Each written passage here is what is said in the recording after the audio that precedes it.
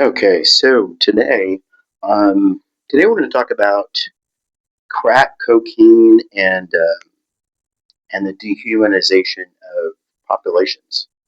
Um, so I've been doing light research for a long, long time, and one thing that I've really that one thing that's really stood out is the Opium Wars with China.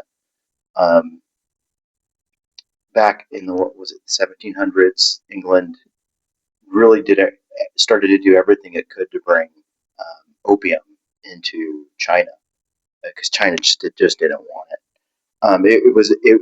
Opium was a great way for them to balance the trade deficit with the tea.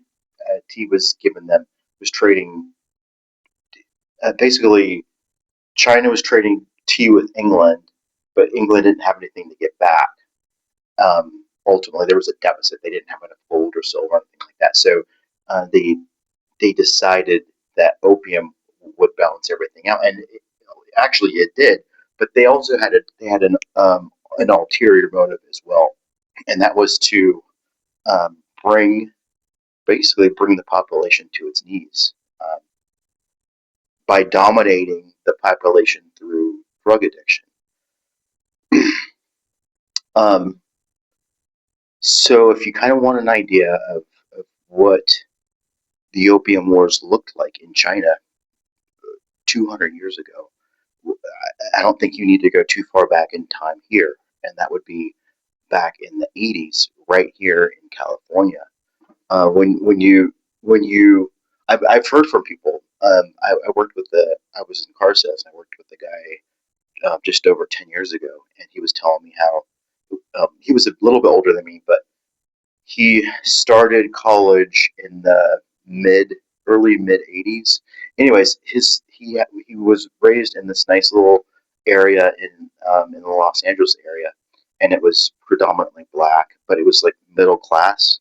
Anyways, he said he went to college, and then in the early 80s, mid 80s, he went to college, and when he came back, everyone was strung out on crack, and he couldn't believe just the difference. Everyone, imagine you live in this town, this place. It's basically almost like a fairy tale. Everyone is so happy. Everything is so beautiful. Everything just functions just normally. People work. People maybe party on Friday or Saturday, have beers, or maybe smoke a little marijuana, whatever.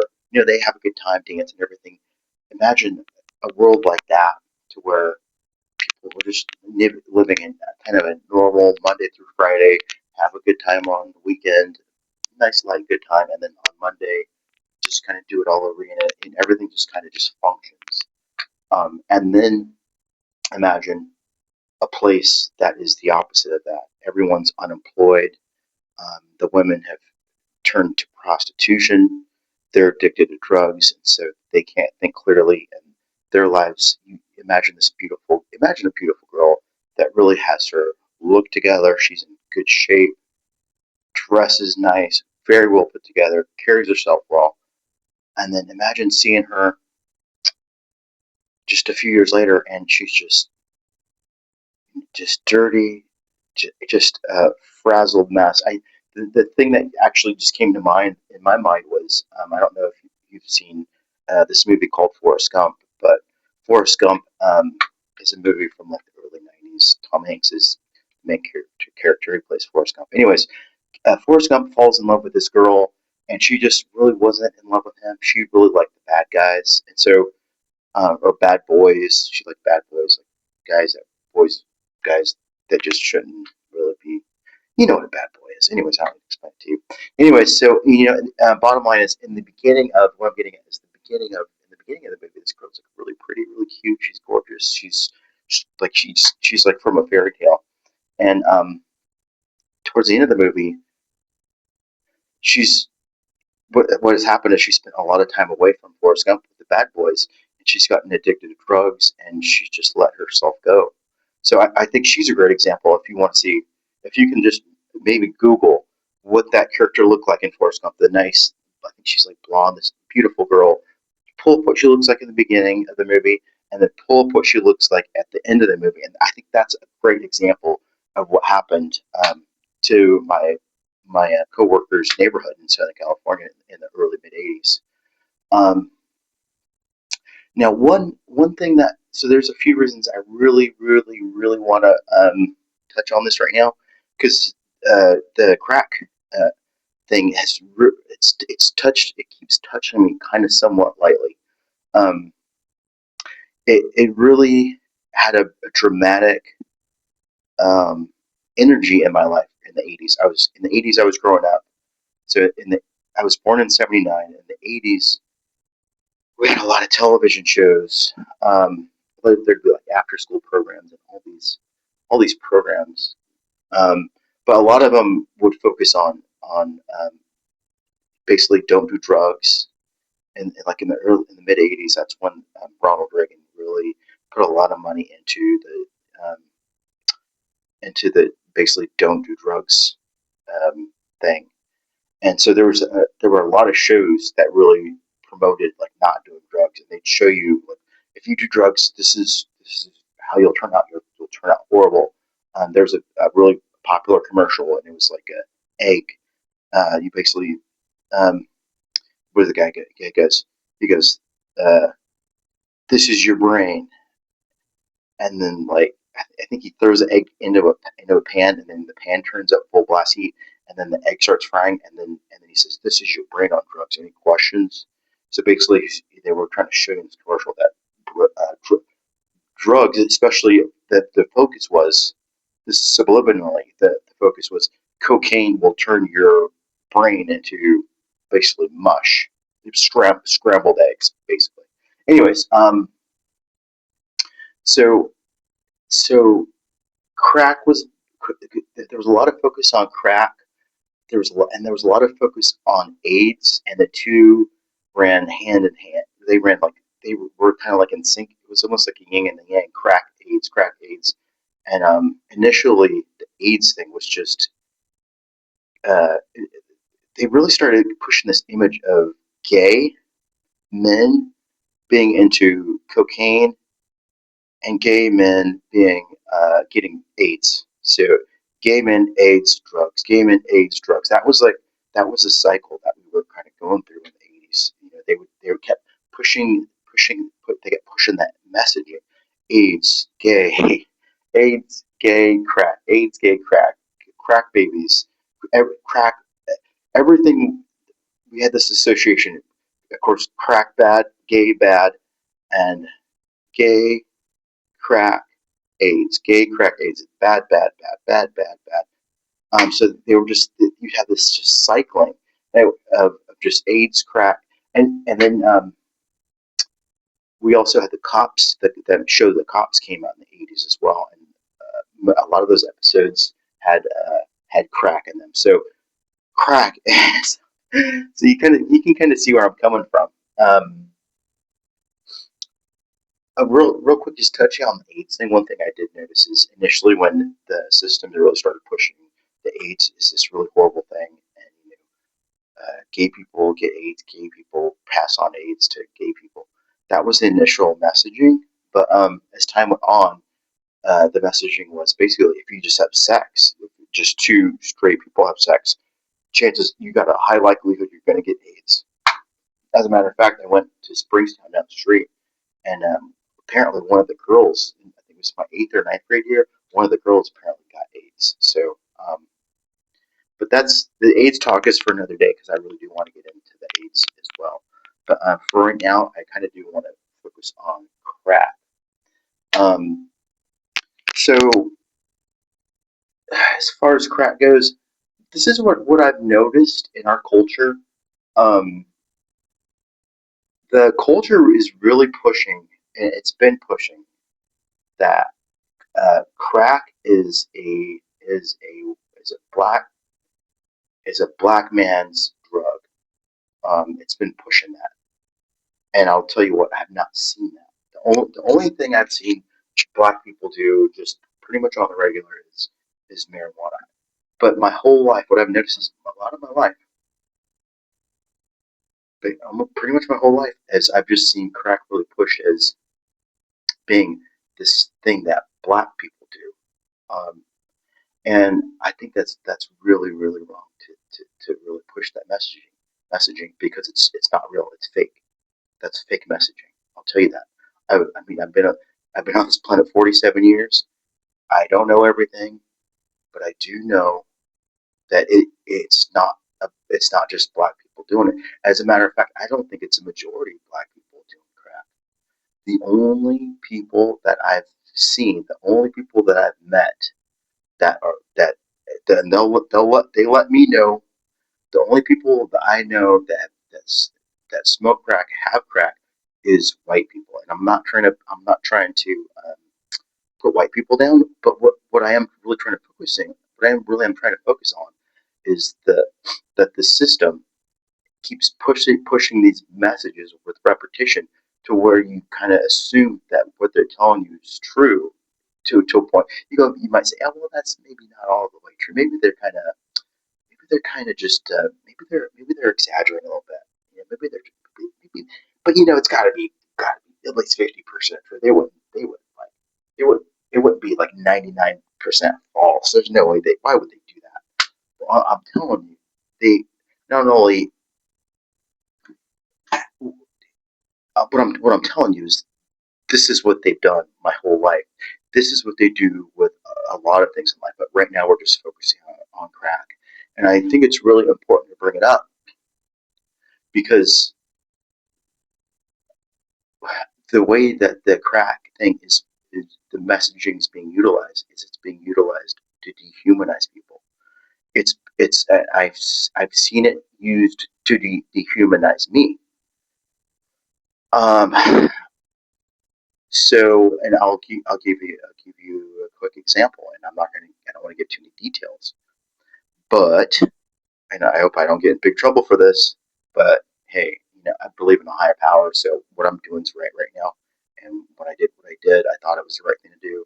And anyways, so not too long ago, I was in Dallas, Texas, and I lost my car. I didn't know where my car was. I Some things happened, and I was I there was like some memory loss that happened. Um,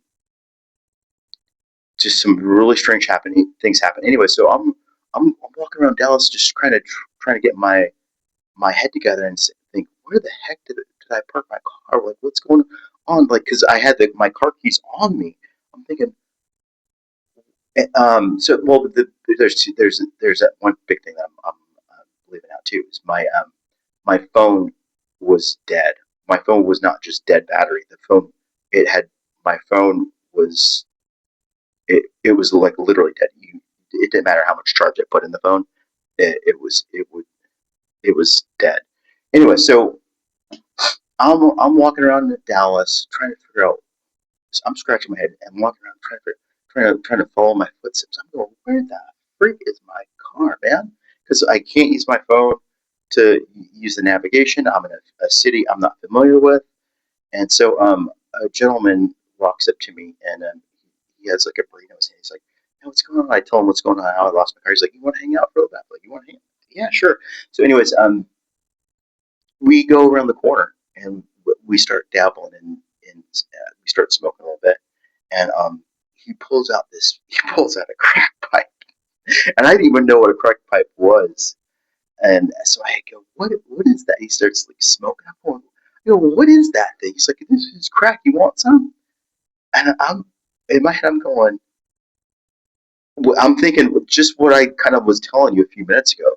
I'm thinking this whole crack thing. I'm thinking crack's like the freaking most amazing thing in the world, kind of in a way. Because in the '80s, it was all about crack. Everyone was smoking crack, and it was just people were throwing their lives away for this thing. And man, it's just that good.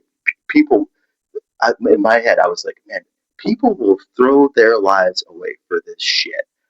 I got to try it. This is a great opportunity. And so I said, yeah, sure, I'll take a hit of that. So I took a hit of the crack pipe. And the thing that stood out is it it wasn't like amazing or anything. I was just it it it was just like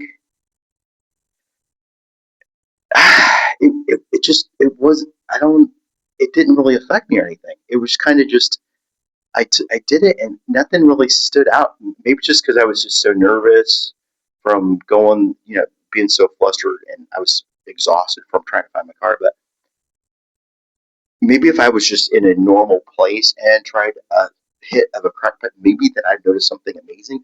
But this shit, I'm telling you, it wasn't amazing. It was not amazing. I'm telling you that. And the reason I'm telling you that is because I've had been messaged through television, internet, news, people that this is just the most crazy drug ever, and if you do it, your life will be all about that, and it just all you want is crack, and you'll steal from your family, you'll rob stores, you'll kill people, you'll do whatever you can to get that crack, and once you try it, your the chemical balance in your mind is totally changed, and you'll just be on that crack all day, all night until you die crack. I'm just here to tell you that that's not true. That's absolutely not true. The crack is not all that, man. It's I, I don't know what to tell you. I mean, it's to me, I don't really know. I don't really care about trying it again, but to me, it's about the same as maybe smoking a cigarette or smoking a cigar. I like my cheap cigars. So that's where that's at. And it's really, really, really, I feel like it's really important for me to talk about this because because about a week ago I was listening to a drug dealer talk. This guy was given a great he was doing a great job on a podcast. Anyways, he was talking about he was talking about just the drugs and how they changed heroin, crystal meth, crack. He was talking about all this stuff.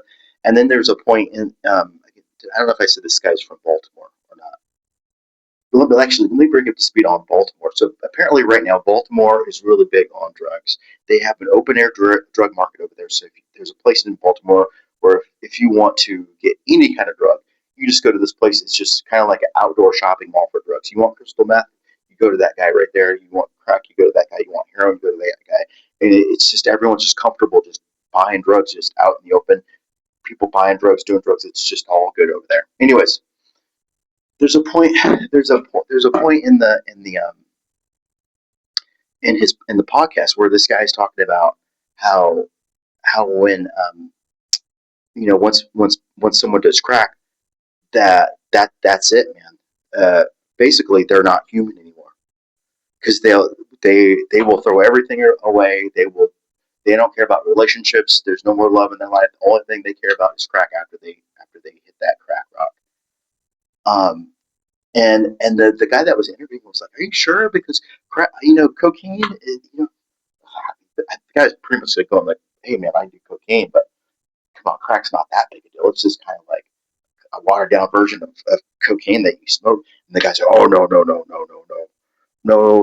This crack is something else, man. You don't understand what it does to people." No. And so what he was basically, bottom line is what he was doing is he was dehumanizing people that do crack. He was dehuman. What he was doing. I'm telling you what he was doing because this was done to me in in uh, in Dallas. I might go back and forth. So let me kind of go back to Dallas really quick. So I hit that pipe with that guy, and then I go, okay, I gotta get going now. I gotta find my freaking car, man. So thanks, man. It's been nice hanging with you. Um, but I got to get the hell out of here. I got to get out of Dallas. This is not the place for me. I got to get my car and get going because that what I was doing on my trips. I was just trying to find a place outside of California to just get up, just a like basically a McDonald's shop, cheap apartment, and just kind of just chill, not chill, but kind of just a place to regroup because California is not it for me. Anyways, for a lot of reasons, cost of living. There's just so much going on in California. I don't want to be here. I didn't want to be here. Um, so okay, so he goes okay, um, and then we part ways, and then so we part ways, and I'm walking the street because I'm trying to get I'm trying to figure out where the hell my car is, And I have no navigation because my phone doesn't work, and I don't. And I figure if I just keep moving my feet, I'll just run into my car because the keys are in my pocket. Anyways, so a few minutes later, the guy goes, "Hey man," he's really frustrated. He's like, "Hey man, can you help me out?" I was like, "Yeah man, whatever you need, man. What's up?" He's like, "You got $5?" I said, "Yeah, I got $5.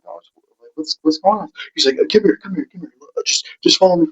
So I'm walking with this guy down the street, and then he goes, real quick, across the street as we're walking, I hear a bunch of loud black guys, probably in their 50s, 60s, just being so loud, just kind of, well, it's not right, but black guys are when they're loud in their group. It's probably like 2 in the afternoon, and they're just so loud. And I was like, man, those guys are loud.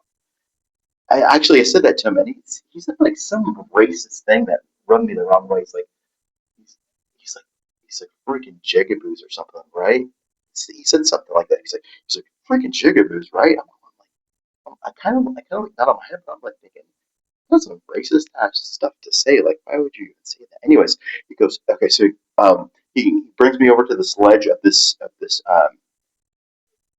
like kind of like a store. It's kind of like this outdoor storefront. Anyways, there's kind of like a ledge in front of like a window. He's like, just sit here. Just you got $5. I was like, yeah, I got $5. He's like, just sit here and wait. There's gonna be a guy here. He's gonna come over here and just give him the $5. And I said, okay. So I sat down. This black guy walks over and he goes, hey, what you want, man? I said, I'll take it. I'll take $5. He said, $5? Like, like you wasting my time just getting $5. I said, okay, I'll take $10 worth. And so he kind of like, he goes, give me $1. So I give him just like $1, and he gets something out of his pocket, and he's like crunching it in this dollar. Then he gives me the dollar back with something in it, and I gave him the 10, and I gave him the $10. And so I go, so then I go, thanks. He's like, he's really cold. He's like, man, don't be talking to me. And so I was like, okay. And anyways, so I get back. I walk over to the guy that I got this for, and I opened up this dollar bill, and I looked at it, and I looked at him, and I looked at it. I said, "What is?" I said, "What is this?" It was crack. I just bought $10 worth of crack. So I didn't know. So I said, okay, I didn't even know what to do with it. I don't do crack. So I broke him off. I broke him off a piece of the crack. I gave it to him, and then I put the rest in my pocket. And then he goes, hey, come with me, man. Come with me over here. And he's kind of pointing to like this back alley. He's pointing this. He's like, come back with me over to this. Come back with me over here. I said, no. I'm not going back with you over there. He's like wanted me to go around the corner. It's like the perfect place to get jacked hard, and nobody's going to know in the middle of the day. I'm telling you, if it was a place where if you walk around that corner, you it's curtains for you. It's over. It's a wrap. Either you're getting wrapped up by the police or you're getting wrapped up with some thugs, and it's all bad. So I said, no, man, I'm not going back with you over there. No, that's not happening. And then so he starts pleading, like, please, come on, man, just follow me over here, just follow me over here. I said, nope, I ain't going with you nowhere, no way, nope, not happening. I said, I don't know what happened, man. We were cool a few minutes ago. Now you're acting crazy, man. I'm gone. I'll see you. So I walk away, man, and I get back to it trying to find my car. But what I'm really trying to touch on was that that crack deal was not just an ordinary crack deal. What that crack deal was basically it was a transition from me being a human to me being a monster in their world. Whatever's going on there, I don't know who these people were around the corner in the alley. I don't know if it was the police. I don't know if it was thugs. What what what was going to happen to me was going to be all bad, and in their world, what they were going to do to me was completely justified because I was now a crackhead. In their world, I was a crackhead. So it's open sea. It was going to be open season on me, man. I'm telling you, it was going to be open season on me because I was no longer a human being. I was just a worthless piece of garbage. And from now on, whatever's mine is theirs. And if they take my life, it doesn't even matter because I'm not even human. So that's where I'm trying to touch on, and I'm going ahead. I'm putting it on my butt on the line right now. I'm telling you, this is the only time I've done it. I bought crack in my life. I did. I bought crack. I think the law is like, a while ago it was like you could have like you could buy like maybe like a $5 bag of crack or whatever, and you get like 10 years in prison. Like the sentencing was unfreaking believable. Um.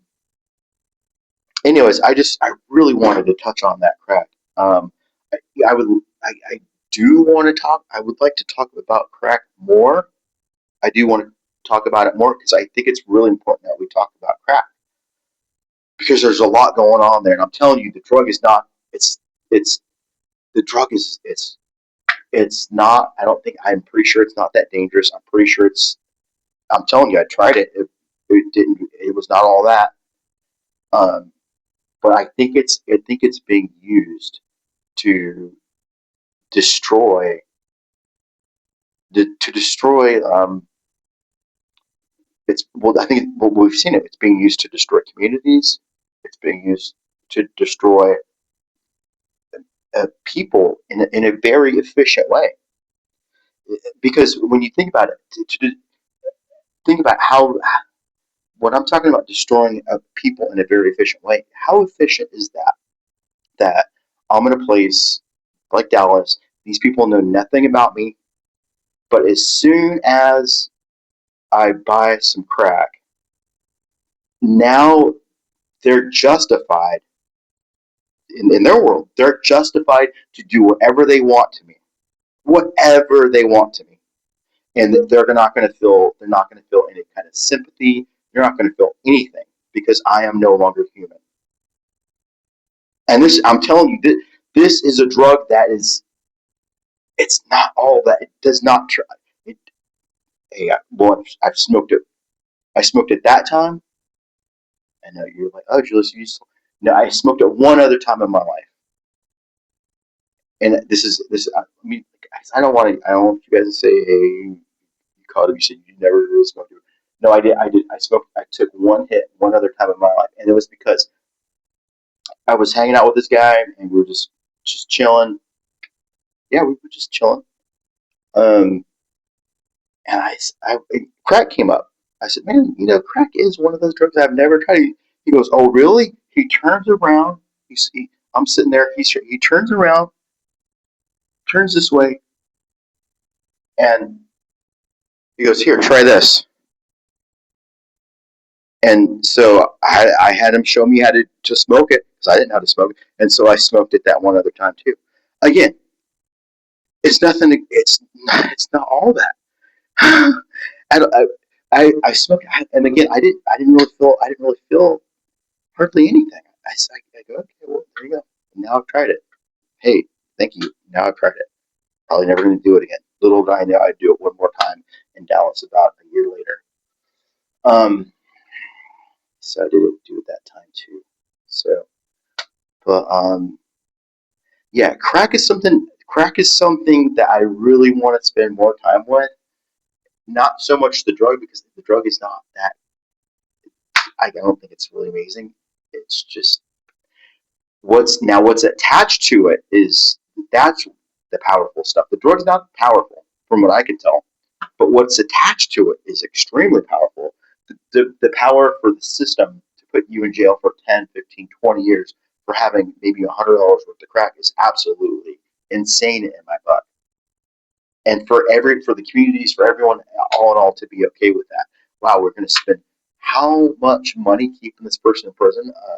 $1 million to keep this person in prison because they had $100 worth of drugs on them, and the drugs ain't even all that. But at the same time, the system is putting propaganda in people's heads where people believe, hey, this when a person does that drug, they turn into a monster and they turn into a killer and they just kill people and they just destroy everything around them because they just can't stop smoking that crack and they just so we'd rather have them spend 10, 20 years in jail um, than have them out here on the streets because everyone's much better off. That's wild, man. That's wild. From what I can tell, crack is it's from what I can tell from me trying it twice now personally. To me, it's like a really strong cup of. It's like a what do you call this? It's like a double espresso. A double espresso. How about that? Can you imagine putting someone in jail for 5, 10, 20 years for having drinking two double espressos? Oh, um. Anyways, so again, this is my first talk on crack. I'm gonna try to do another talk on crack because again, it's really important. The crack ties into the opium wars in China, and we have something that's going to be here soon, and I don't know what it is. So we've already been hit with that crack epidemic, and I'm telling you, the epidemic was not from the actual drugs; it was everything attached to it. And I do want to talk about that stuff. But what we've got going on now, as far as how the system used crack to destroy so much in the 80s and 90s. Now the system is using something else to destroy communities, to destroy economies, to destroy everything around us right now. And I know that that it's not really hidden what the system's doing. It's just that I'm just not really tuned into exactly what it's doing to destroy just everything around us, and to the point to where I don't even think that everything will ever come back to any state of normal ever again, potentially in our lifetime over the next 20, 30, 40, 50 years. Um, so I really want to kind of tap into what's going on. I want to talk a little bit more about with the crack, and then I want to kind of transition into um, kind of our version of crack right now, because in the past you had crack and the crack prisons and gangster rap. You had this kind of like an ecosystem that really was pretty strong. Um, but now we got something else going on. Gangster rap is not that big. Crack is, as far as I know, it's gone. Um, I mean, I guess there is. I guess there's crystal meth is kind of going so. Marijuana is kind of going so because there's so many places to buy it. Alcohol sales are way down, but there's something else going on that's taking up the slack, and I'm not sure what that is right now. I'm I'm kind of thinking right now. I kind of think I know what's going on, but I need more time to think about what I'm thinking right now before I discuss it with you guys. Um, anyways, I think that's good for today. All right, I'll see you.